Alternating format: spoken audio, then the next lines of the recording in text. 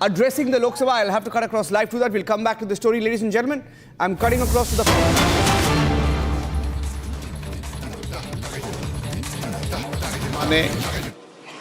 और निष्पक्षता के अभाव की बात कही।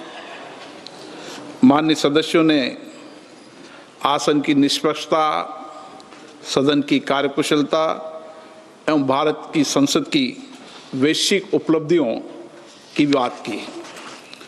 वहीं माननीय सदस्यों ने हमारे संसदीय लोकतंत्र की व्याख्या की एवं सदन की गरिमापूर्ण परंपराओं, नियमों और प्रक्रियाओं पर अपना दृष्टिकोण रखा।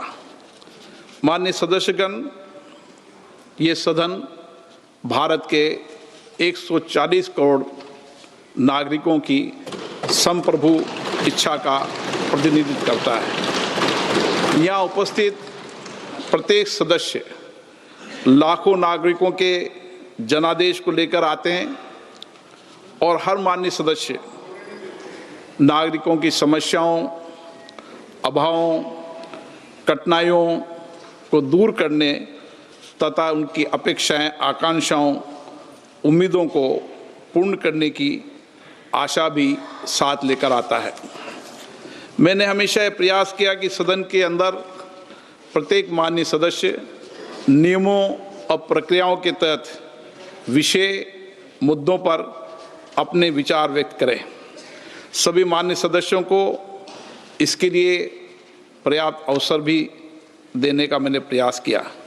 ये सदन समाज के अंतिम व्यक्ति में खड़े हर व्यक्ति की आवाज़ बने, ऐसा मैंने प्रयास किया। मैंने निरंतर प्रयास किया कि मैं उन माननीय सदस्यों को सदन की कार्रवाई में हिस्सा लेने के लिए प्रेरित करूं, जो या तो संकोच करते हैं या नहीं बोलते हैं। मैंने दोनों कार्यकाल में समय समय पर जो भी माननीय सदस्यों ने विचार नहीं किया, मैंने चैम्बर में बुलाकर उनको आग्रहपूर्वक किया कि वह सदन में अपनी बात रखें, अपनी क्षेत्र की आवाज़ को रखें, क्योंकि सदन में बोलने से लोकतंत्र का संकल्प मजबूत होता है, सरकार की जवाबदेही भी तय होती है। ये सदन विचारों का, चर्चा का जीवंत मंच रहा है। हमारे संसदीय लोकतंत्र में सहमति असहमति की महान परंपरा हमेशा से रही है। माननीय सदस्यगण, जब हमारे संविधान निर्माताओं ने स्वतंत्र भारत के लिए संविधान का निर्माण किया, तब उन्होंने गहन विमर्श और अनुभव के आधार पर संसदीय लोकतंत्र की व्यवस्था को अपनाया और आज दुनिया के अंदर संसदीय लोकतंत्र की व्यवस्था ही शासन चलाने की सर्वश्रेष्ठ पद्धति है। इस व्यवस्था में संसद केवल कानून बनाने का मंच न होकर राष्ट्र की लोकतांत्रिक चेतना का केंद्र बिंदु भी है। भारतीय संविधान के आर्टिकल 93 में अध्यक्ष के निर्वाचन का प्रावधान है। मुझे इस पावन सदन ने दूसरी बार अध्यक्ष पद का दायित्व और अवसर दिया। मैंने हमेशा ये प्रयास किया कि सदन की कार्रवाई निष्पक्षता, अनुशासन, संतुलन और नियमों के साथ संचालित हो। सदन में सभी को साथ लेकर सामंजस्य से व्यवस्था एवं कार्यकुशलता बनाए रखने के लिए मैंने मेरे दायित्व को निभाया।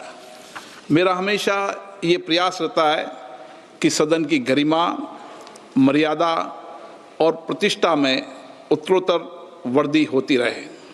मंगलवार दिनांक 10 फरवरी 2026 को प्रतिपक्ष के कुछ माननीय सदस्यों ने अविश्वास प्रस्ताव का नोटिस दिया। हमारे संविधान द्वारा स्थापित संसदीय लोकतंत्र की व्यवस्था में मेरा हमेशा अटूट विश्वास रहा है। मैंने अपने नैतिक कर्तव्यों का निर्वहन करते हुए अविश्वास के प्रस्ताव के प्रस्तुतीकरण के साथ ही सदन की कार्रवाई से अपने आप को अलग कर लिया।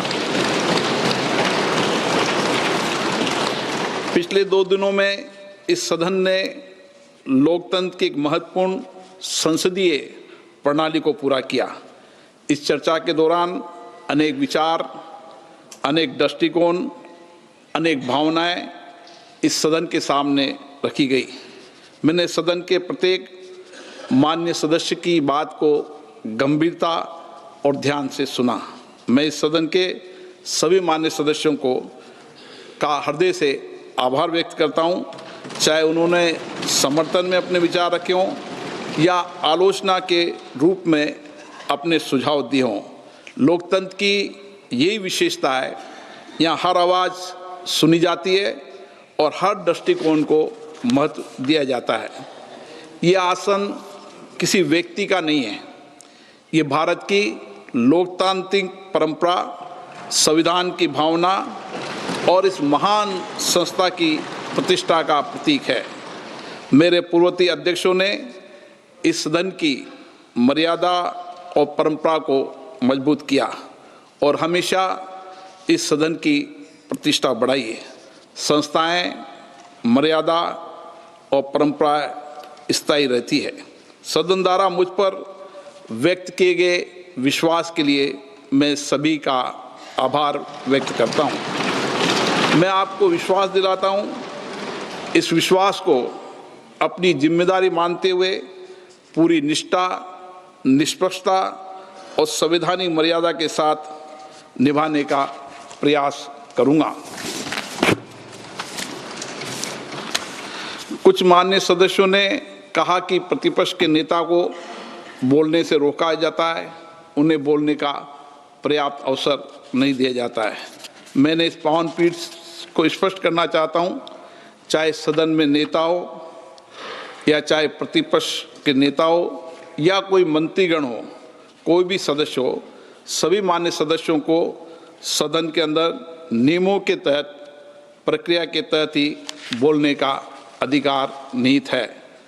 कुछ मान्य सदस्यों का यह भी मानना था कि प्रतिपक्ष के नेता सदन से ऊपर उठ कर किसी भी विषय पर बोल सकते हैं, ये किसी को विशेषाधिकार नहीं है। मैं स्पष्ट करना चाहता हूं, सदन के नियमों से चलता है। सदन के कार्य संचालन नियम सदन द्वारा बनाए गए हैं, न सरकार ने न प्रतिपक्ष ने। ये नियम मुझे विरासत में मिले हैं और इस सदन में सभी सदस्यों के लिए नियम समान रूप से लागू है। सदन में जब भी लोकमत के किसी विषय को, चाहे माननीय प्रधानमंत्री जी हो या माननीय मंत्रीगण हो, उनको भी अगर वक्तव्य देना होता है तो नियम 372 के तहत अध्यक्ष से पूर्व अनुमति प्राप्त करनी होती है। उसके नोटिस के बाद ही वह अपने वक्तव्य दे सकते हैं। किसी माननीय सदस्यों को नियमों से परे जाकर बोलने का विशेषाधिकार इस सदन में नहीं है। हमारे देश में लोकतांत्रिक संस्थाओं की गरिमा, मर्यादा और इसके नियमों का सम्मान की एक समृद्ध परंपरा रही है। मैं आपके समक्ष इस सदन के कुछ माननीय पूर्व अध्यक्षों का निर्णय भी उल्लेख करना चाहता हूं। 1957 में माननीय राष्ट्रपति जी के अभिभाषण पर धन्यवाद बोलते हुए जब स्वर्गीय अटल बिहारी वाजपेयी जी ने जम्मू और कश्मीर से संबंधित कुछ फोटोज को अपने द्वारा की गई बात के प्रमाण के तौर पर सदन के सामने रखना चाहा, तो इसी चेयर ने व्यवस्था दी कि ऐसा करने से पहले उस डॉक्यूमेंट को पहले स्पीकर को दिखाया जाए, फिर वो निर्णय लेंगे। और अटल जी ने सदन का सम्मान किया, अध्यक्ष के निर्देशों की पालना की। 1 मार्च 1958 को जब माननीय सदस्य श्रीमती रेणु चक्रवर्ती ने किसी एक गैर सरकारी दस्तावेज को सदन के पटल पर रखना चाहा, तो चेयर के द्वारा ये कहकर नामंजूर कर दिया कि स्पीकर के बिना दिखाए आप सभा पटल पर ये पत्र नहीं रख सकते। 26 मार्च 1958 को एक मान्य सदस्य श्री SM बनर्जी ने अपनी बात के समर्थन में पत्र के साथ कोई कोट करना चाहा, तो माननीय उपाध्यक्ष महोदय ने ये कहकर मना कर दिया कि ऐसा करने से पहले आपको चेयर को दिखाना जरूरी होगा। ऐसे कई सारे प्रकरण हैं, चाहे लोकसभा में हो चाहे राज्यसभा में हो, जब बिना चेयर की परमिशन के किसी दस्तावेज को सदन के पटल पर या कोट करने की अनुमति नहीं दी गई है। ऐसी पुरानी परंपरा भी रही है। अध्यक्ष परेड के निर्णय से कोई भी मान्य सदस्य व्यक्तिगत रूप से सहमत या असहमत हो सकता है, परंतु सदन के नियम, प्रक्रिया, परंपराओं को लागू करना मेरा दायित्व है, कर्तव्य है। जब भी कुछ मान्य सदस्य सदन की मर्यादाओं के विरुद्ध आचरण व्यवहार करते हैं, तब सदन की मर्यादा बनाए रखने के लिए मुझे कठोर निर्णय और व्यवस्थाएं देनी पड़ती है। सदन की चर्चा के दौरान एक माननीय विद्वान सदस्य ने संविधान के आर्टिकल 105 के तहत संसद के सदस्यों को बोलने की आज़ादी, फ्रीडम ऑफ स्पीच के अधिकार की बात कही। मैं इस सदन के समक्ष हमारे संविधान के आर्टिकल 105 एक को पढ़कर इस संबंध में स्थिति स्पष्ट करना चाहता हूँ। 105 इस संविधान के उपबंधों और संसद की प्रक्रिया का विनियमन करने वाले नियमों और स्थायी आदेशों के अधीन रहते हुए संसद की फ्रीडम ऑफ स्पीच होगी। अर्थात हमें संसद में बोलने की आज़ादी तो है, परंतु सदन द्वारा स्वीकृत प्रक्रिया, नियमों एवं स्थायी आदेशों के अधीन है। नियम 352 के 11 के उपनियमों में मान्य सदस्यों के लिए विस्तृत निर्देश अंकित है। सदन में बोलते समय किन किन बातों का ध्यान रखना चाहिए, किस प्रकार के तथ्य और किस प्रकार के वाक्यों को नहीं बोलना चाहिए।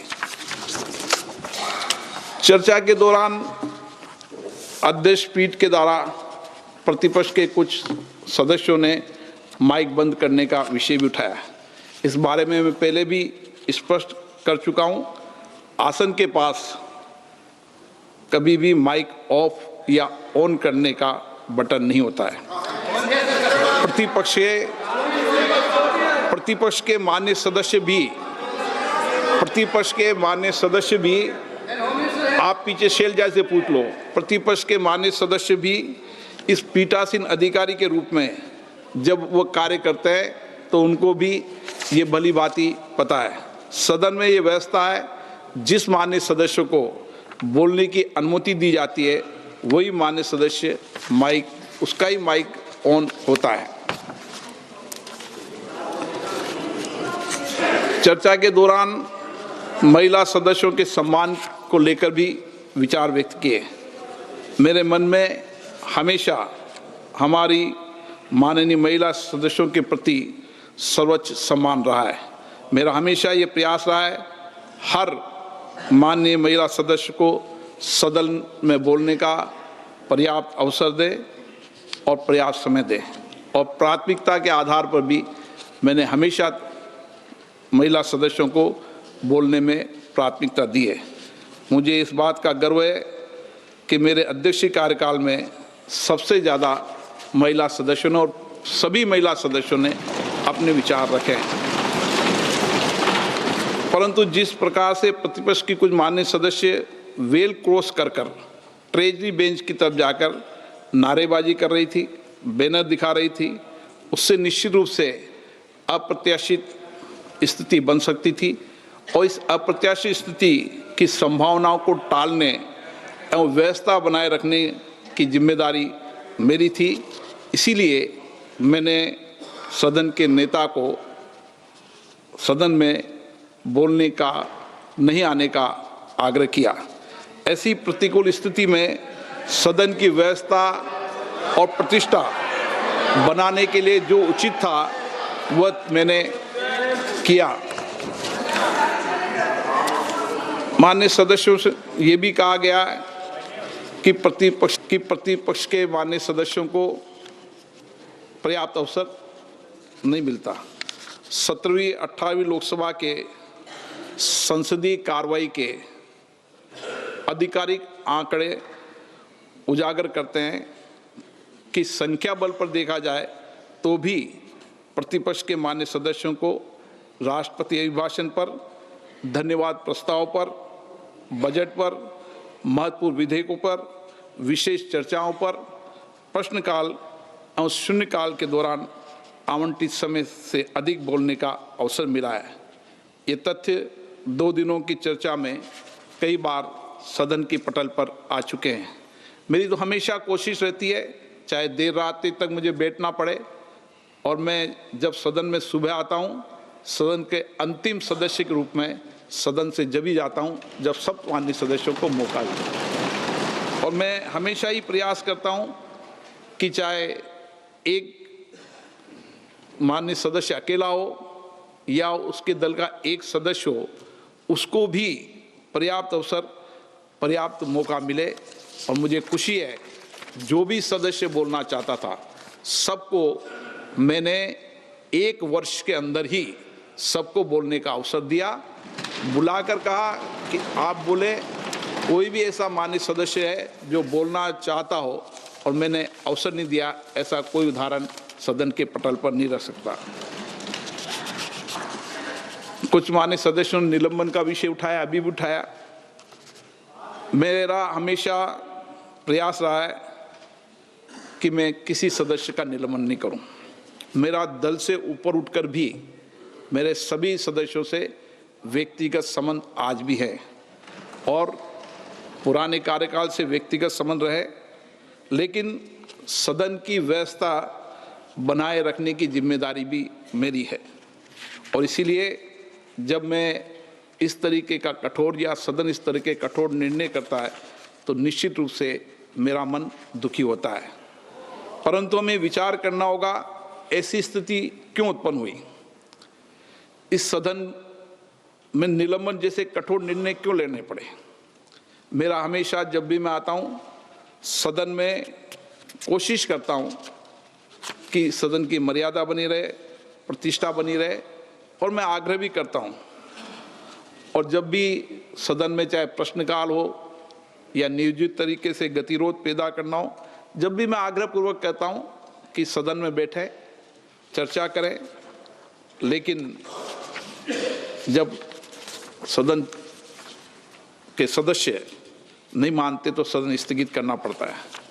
माननीय सदस्यगण, वर्ष 1997 में भी आज़ादी के जब 50 वर्ष हुए थे, उस समय भी सदन की मर्यादाओं, गरिमा पर चर्चा हुई। 2001 में भी इसी तरीके से उस समय के तत्कालीन अध्यक्ष बाल योगी जी के नेतृत्व में एक पीठासीन अधिकारियों का सम्मेलन हुआ, जिसमें देश भर के मुख्यमंत्री आए, पीठासीन अधिकारी आए, मुख्य सचेतक आए, चीफ व्हिप आए, और एक लंबी चर्चा हुई। और सबने सर्वसम्मति से संकल्प लिया कि सदन में नारेबाजी नहीं करना, इश्तिहार नहीं दिखाना, पत्तों को नहीं फाड़ना, और अवरुद्ध मुद्राओं का प्रदर्शन आदि चीज़ों पर एक सामूहिक संकल्प हुआ। और उस समय के तत्कालीन सरकार, अटल जी माननीय प्रधानमंत्री थे, प्रतिपक्ष के नेता माननीय सोनिया गांधी जी थी, उन्होंने तो यहाँ तक कहा कि व्यवधान कम से कम करने के लिए सदन के बीचों बीच बेल पे आने पर पूर्णतः रोक लगानी चाहिए। इस मूल नियम के उल्लंघन पर स्वतः ही कड़ी अनुशासनात्मक कार्रवाई की जानी चाहिए। उन्होंने ये भी कहा कि वह दृढ़ता से ये महसूस करती है कि राष्ट्रपति के अभिभाषण के समय किसी प्रकार के व्यवधान की अनुमति नहीं दी जानी चाहिए। ऐसा स्पीकर सम्मेलन में भी, जहाँ सभी दलों की सरकार होती है, वहाँ भी हम ये कोशिश करते हैं कि सदनों की मर्यादा प्रतिष्ठा बनी रहे। हम उच्च सदन हैं, हम जितनी मर्यादा परंपराएं बनाए रखेंगे, नीचे पंचायत स्तर तक लोकतांत्रिक संस्थाओं में उतनी मर्यादा बनी रहेगी, उतनी चर्चा अच्छी होगी, संवाद होगा, उससे ही परिणाम निकलेंगे। और इसीलिए मतभेद हो सकते हैं, अलग अलग दल, अलग अलग विचारधारों से हम आते हैं, मतभेद भी हो सकते हैं, सहमति असहमति भी होती है, लेकिन लोकतंत्र में व्यवस्था बनाने की जिम्मेदारी हमारी है। हमें अच्छा नहीं लगता कि मैं बार बार कहूँ कि तख्तियाँ, नारे लगाना, कागज फाड़ना, मेजों पे चढ़ना, ये संसदीय लोकतंत्र की परंपरा नहीं है। आप अगर उसको भी उचित मानते हैं तो आपकी विचारधारा हो सकती है, लेकिन सदन और देश इस मत से सहमत नहीं है। मेरा तो मानना है कि हमें सदन में अच्छी परंपराओं और परिपाटियों और सदन की मर्यादा को बनाने का प्रयास हमेशा करना चाहिए, क्योंकि इस सदन का सब देश देखता है और सदन के अंदर लोगों का विश्वास हो, भरोसा रहे।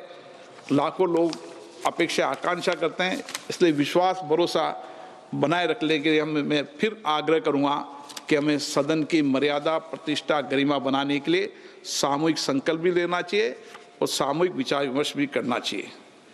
पिछले 2 दिनों की चर्चा में कई मान्य सदस्यों द्वारा संसद में 22 भाषाओं में अनुवाद, डिजिटल टेक्नोलॉजी के उपयोग, research support, capacity building, P20, CSPO के सफल आयोजन जैसे फ्रेंडशिप ग्रुप जैसे विषयों की उपलब्धि की बात की।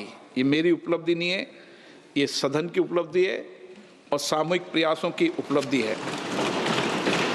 और जब भी मैं दुनिया के जितने भी देशों में जाता हूँ, वहाँ के राष्ट्रमंडल के अध्यक्षों से भी मिलता हूँ, तो मुझे गर्व होता है भारत के लोकतंत्र पर, भारत के संविधान पर।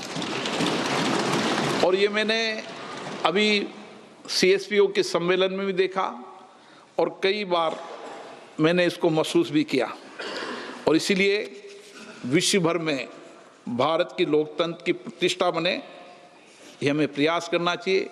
और मैं ये भी बता दूं कि 125 से ज़्यादा लोकतांत्रिक देश यहाँ पर हमारी प्राइड संस्था जो प्रशिक्षण देती है, वो हमारी लोकतांत्रिक प्रक्रियाओं, परंपराओं, हमारी समितियों के सिस्टम को देखने आती है और प्रशिक्षण प्राप्त करती है।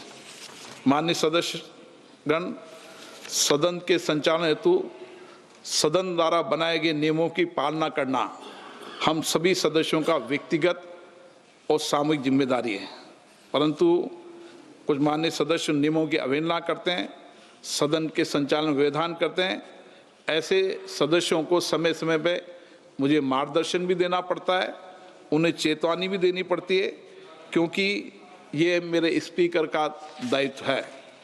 नियम 378 भी स्पष्ट करता है, अध्यक्ष द्वारा व्यवस्थाएं बनाए रखी जाए और अपने निर्णयों के प्रयोजन के लिए जो शक्तियां मुझे मिली है उसमें सदन की मर्यादा में बनाए रखने की कोशिश करता हूं। लोकतंत्र की संस्थाएं स्थायी होती है, मजबूत संस्थाएं एक मजबूत लोकतंत्र का निर्माण करती है। यदि हम स्वयं इस संस्थाओं की प्रतिष्ठा को कम करेंगे तो इससे किसी व्यक्ति अथवा दल को नहीं, पूरे राष्ट्र को क्षति होगी। संवैधानिक संस्थाओं का सम्मान करना केवल औपचारिकता नहीं है, ये लोकतंत्र की स्थिरता का आधार है। माननीय सदस्यगण, जब भी सदन में शोर होता है, नियोजित व्यवधान होता है, जब जनता के मन में निराशा पैदा होती है, मैं आपसे विनम्रतापूर्ण आग्रह करना कि भारत के जनमानस में सदन के प्रति विश्वास और भरोसा बनाए रखने के लिए हम सबको सहयोग करना चाहिए। हमारा महान संविधान, हमारे नियम, हमारी परंपराएं हमें विरासत में मिली है। जहां मुझे इस महान विरासत पर गर्व है, वहीं मेरा संकल्प भी है कि इसमें महान विरासत को हमेशा आगे बढ़ाऊं, कभी भी सदन की मर्यादा में कमी नहीं आने दूं। मैं सदन में पक्ष प्रतिपक्ष सभी मान्य सदस्यों के को जब संरक्षक के रूप में देखता हूं, तो चाहे कितनी भी प्रतिकूल परिस्थिति हो, कोई मान्य सदस्य मेरे मत से सहमत हो असहमत हो, मेरे खिलाफ कुछ वक्तव्य भी दे, लेकिन मेरा हमेशा प्रयास रहेगा, मैं इस संकल्प के लिए अटक हूँ कि सदन की मर्यादा और प्रतिष्ठा को बनाए रखने के लिए मैं कटिबद्ध हूँ। ये सदन हमेशा नियम प्रक्रियाओं से चला है और भविष्य में भी ये सदन नियम प्रक्रिया से ही चलेगा, चाहे कोई सहमत हो या असहमत हो। माननीय सदस्य, प्रशंसा हो या आलोचना, इस सब के बीच मेरा एक ही संकल्प है, सदन की मर्यादा और नियमों की रक्षा करना। हम केवल संविधान के शब्दों का ही नहीं, बल्कि संवैधानिक नैतिकता यानी कॉन्स्टिट्यूशनल मोरालिटी का भी पालन करें। आइए हम सब मिलकर नए सकारात्मक रचनात्मक अध्याय की शुरुआत करें। राष्ट्र के निर्माण में, राष्ट्र की सेवा में अपना योगदान करें, इस सदन को आगे चलाएं। और मैं तो ये भी कहता हूं कि जो 2 दिन सदन की इस विशेष चर्चा पे हमारा समय नष्ट हुआ है, उसको हम आगे कैसे लोगों की अपेक्षाएं, आकांक्षाओं को पूरा कर सकते हैं।